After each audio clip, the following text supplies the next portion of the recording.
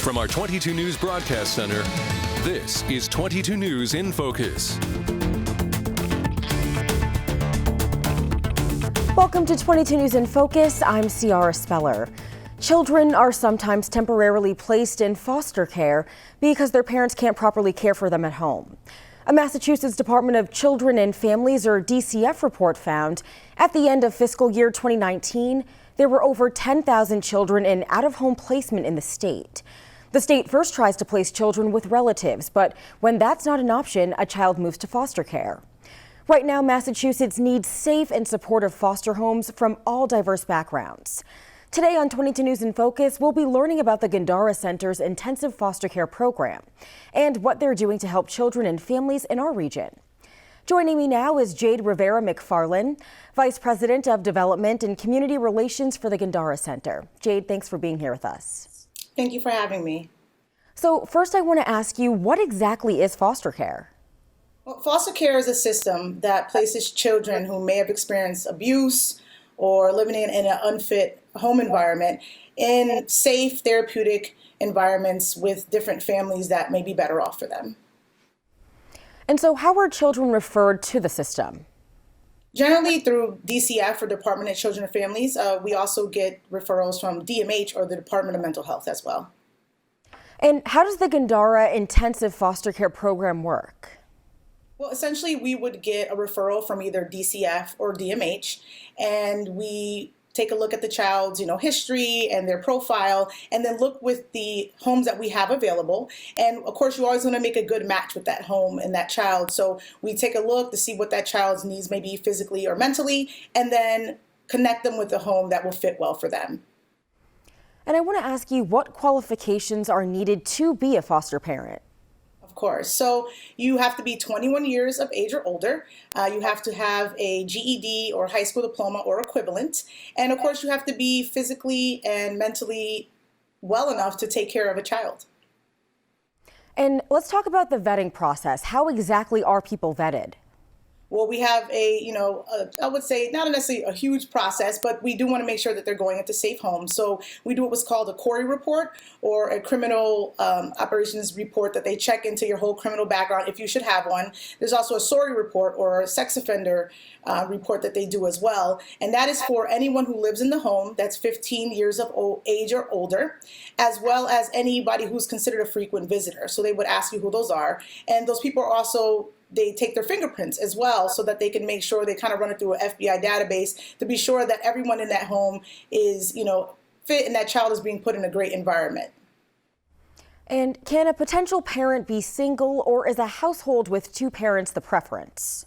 There's no marital status that is required. So you can be married, you can be single, as long as it's a fit home for the child. That's really what they're looking for, someone to love and take care of them as their own. And now, do the parents have to own a home, or can it be a rental?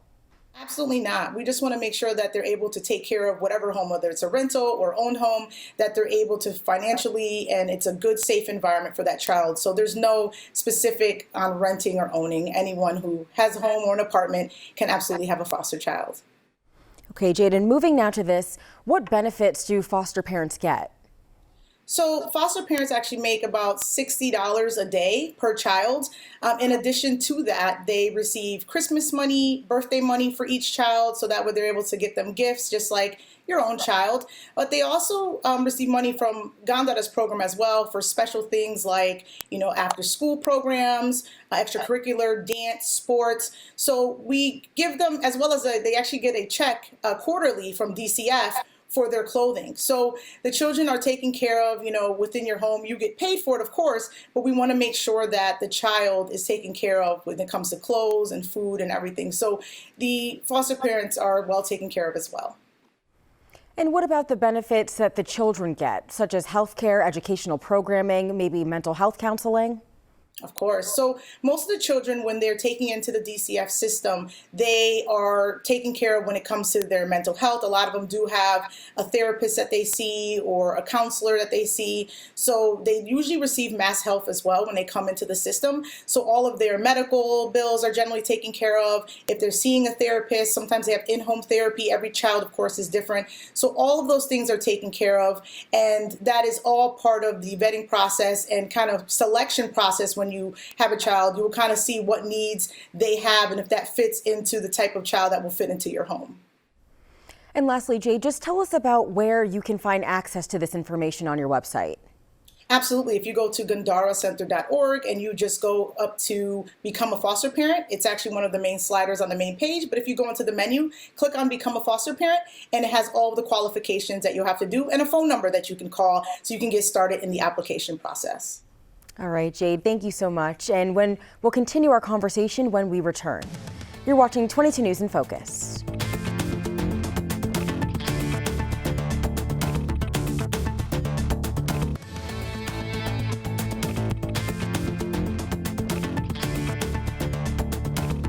Welcome back to 22 News in Focus.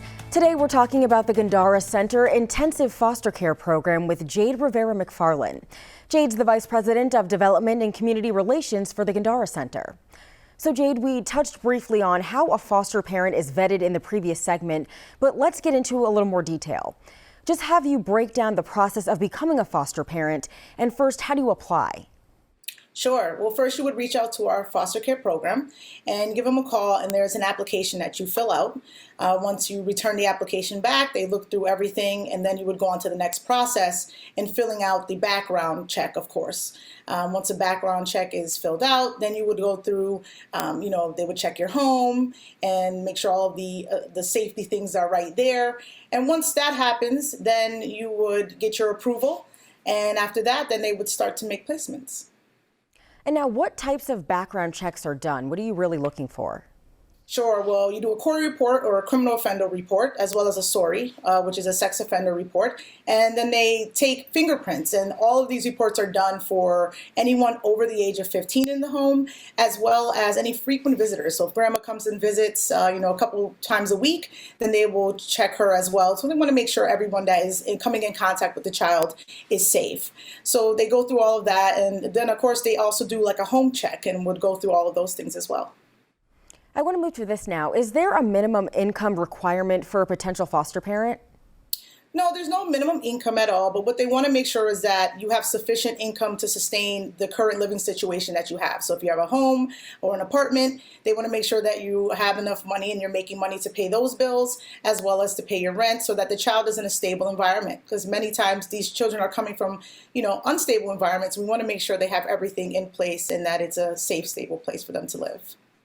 Okay, and so what types of pre-inspection interviews are done in the home, and what are you guys looking for? So as far as inspections with the home, they do indoor and outdoor, making sure there's no safety issues. So they check the screens, the windows. If you have a pool, they'll check to make sure that there's all of the pool safety guidelines that are in place, as well as fire safety. So proper exits, fire alarms, things like that. And as well as pets, making sure the pets that you have in your home are vaccinated. They have all their up-to-date shots and things like that, and licenses. So just really going through the house just like you would when you bring a baby home, making sure all those things are safe and intact. So when we bring the child in, you don't have to worry about any of those things. And how are foster children matched with homes? How do you make sure that, what the child likes is what the family likes, or if the family's active, that they get a child who also enjoys things like that?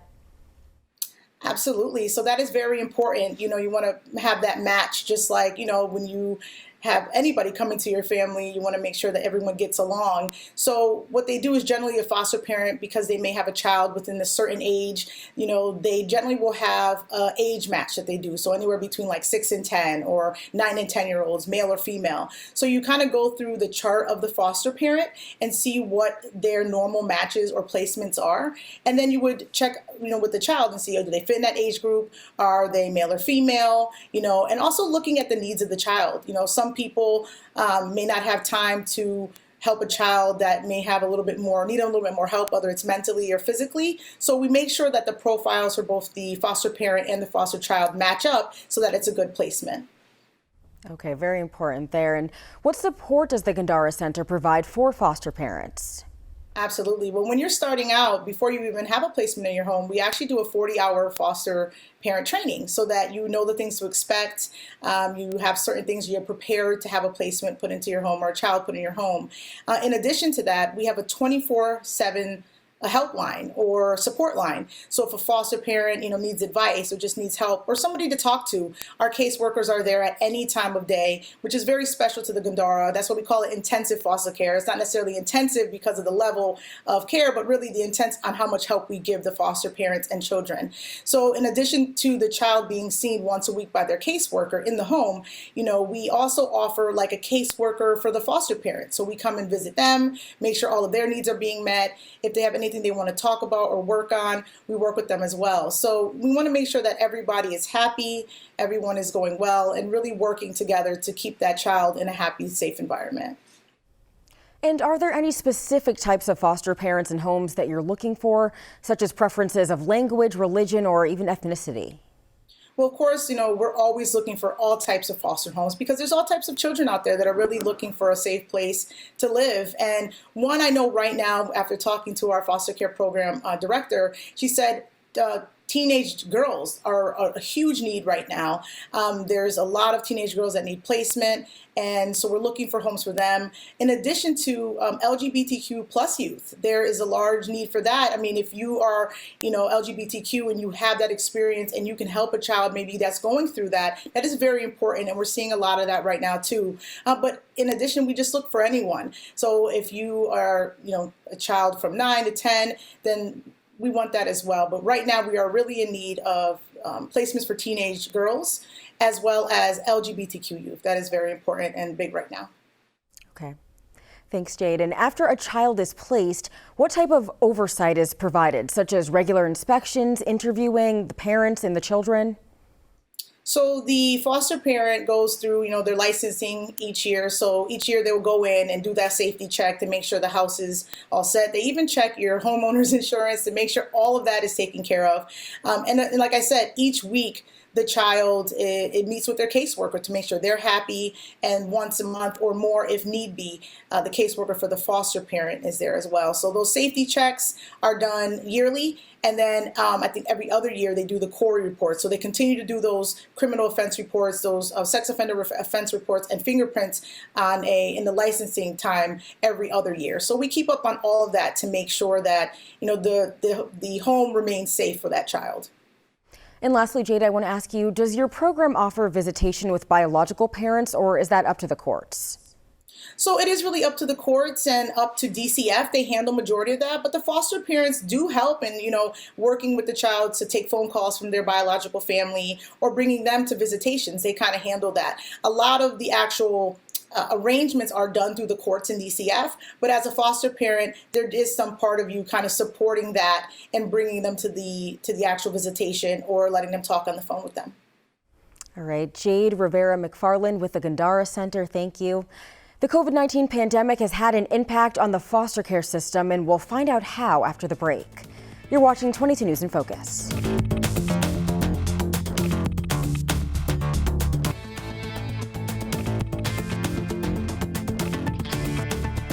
You're watching 22 News in Focus, and today we've been discussing the Gandara Intensive Foster Care Program with Jade Rivera McFarland.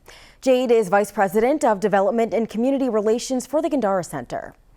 We've all been affected by the COVID-19 pandemic, but the risk of danger for children from abuse and neglect has increased. Social distancing and homeschooling has kept them away from their first line of defense. That's teachers, school nurses, coaches, even extended family and neighbors. Jade, I want to ask you, has the pandemic had any effect on foster care, and how? Absolutely. I mean, we lost a lot of homes, unfortunately. A lot of people were nervous about having people coming in and out of their house, even though there was a misconception. We did change things where caseworkers were seeing people virtually and still going in the house to make sure things are going well. But of course, you think about maybe a child that was somewhere else and then coming into your house. So it made a lot of people nervous. However, children did get tested before we had them placed, so it was safe. But unfortunately, a lot of people did decide not to take placements during the COVID pandemic. So we did lose a lot of foster homes, unfortunately. All right. And how has the placement process changed due to the pandemic? Well, not much has changed, but of course, the child, when they come into DCF care, they are tested regularly. So before they're placed into a home, we make sure that they're tested and they have a negative test result before they're placed to keep from anyone getting sick in that way. And what are some of the common misconceptions about foster parenting? A lot of people tend to think people only do it for the money, unfortunately, but it really isn't like that. It takes a lot to take care of a child. I mean, whether it's your own or a foster child. So, people who do this really do it for the love and really do it to help better these children. That's the main misconception. They also kind of don't understand about the vetting process in matching a child with a home. You're not just going to get any child. If you have a 5-year-old boy that's your own, and you would think that maybe a 5 or 6-year-old will work as a sibling good match. That's what we want to do for you. So I think a lot of people don't realize that, one, there is a whole vetting process, but also we match up to have the child matching with your personality as well as the personality of other people in your home. So that's really important to know. All right, Jade, sadly, there have been cases that have come into the light about children being abused and neglected in foster homes. How does your organization prevent this type of situation from happening? Well, of course, with the name, intensive, and we actually changed it to comprehensive foster care, we really make sure that we not only support the child, but we support the foster parent, because that's really important. Sometimes taking care of your own children can be stressful. When you're taking on more, it can be very stressful. So we want to make sure that all of that is eradicated by having that 24/7 line at any point. If that foster parent needs help, we're there to help them. Meeting with the child in person. Of course, with COVID, it was a little harder, but we still made sure we did come to the house to check on them, as well as meeting with them weekly virtually, as well as with the foster parent. So, unfortunately, sometimes that can occur, but with our program, we really want to make sure that not only are we seeing them, giving the foster parent support, but also before they even have a placement, you get this 40-hour training that really helps them there. And then staying up to date on all of their information, checking the house regularly. There's a lot of different parts that we add into our foster program to make sure that that child is safe, but also that the foster parent is in a good place and having a nice, safe environment for that child. And Jade, this is something I really want to touch on. What if a child has special needs, whether it's physical, mental, or developmental? What supports are provided? Absolutely. So again, in that process when we're matching the placements, there are some foster parents that may have had children of their own with special needs, whether it be physical or mental, and people who are more prepared for that or understand how to deal with those things. So we want to match up those children with places that can understand them and really know how to work with them. That's one part of it. But the children also have a number of different services in place to help support them, but also the foster child or the foster parent rather. So we want to make sure that, everybody is receiving the help. So whether it's in-home therapy or, going to a therapist, whatever that is, we want to make sure that we provide that for them. And if they don't already have it when they come into the system, we want to make sure that we set them up for that. So the caseworkers are very good about meeting all the children's needs so that the foster parent is supported, regardless of what needs the child may have. Now, I would imagine that there are some really strong bonds that are formed throughout this process. So what is the protocol if a foster parent wants to adopt the child that's in their care? Absolutely. So while most of that is handled by DCF, the caseworker will actually work with DCF to kind of have those conversations. And of course, sometimes the child will go back to their biological parents. So we keep in touch with the DCF worker to kind of see what the situation is for that child in particular. And if it is a conversation that's open, then we will work with them to kind of go ahead and get that process started. And are you planning any events or outreach to promote this program and get people to become a foster parent? Absolutely. We're always actively recruiting foster parents, but it being Foster Care Month, we're going to be doing an event on June 1st, and this is going to be an informational event. So just to give information out to the community, answer some of the common myths and have some facts about foster care. So we really want to be able to answer these questions for everyone because, again, there are a lot of misconceptions about foster care, and we want to be able to answer those so that we can have more homes. So when we do receive those referrals, we can place as many children as we can in safe, healthy homes. And I just want to end with this. May is Foster Care Month, and why is it important to bring awareness to foster care?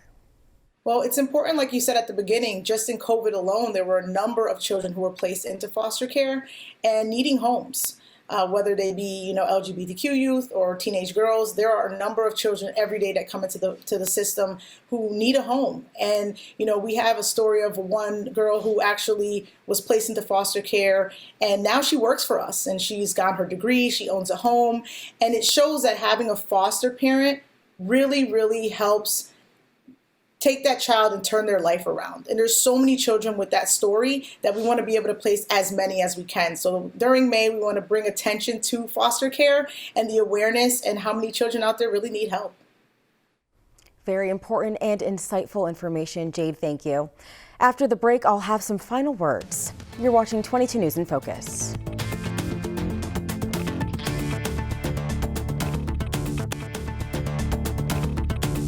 We're back here now with 22 News in Focus, and today we've been discussing the Gandara Intensive Foster Care Program with Jade Rivera McFarland, Vice President of Development and Community Relations for the Gandara Center. We thank you for being on the program and providing information about the need for foster care. Thank you for having me. That is our program for today, and we thank you at home for watching. If you missed any of it, you will be able to watch it in full on our website. That's wwlp.com. You'll also find more information on the services provided by the Gandara Center. From all of us here at 22 News, we wish you a great day.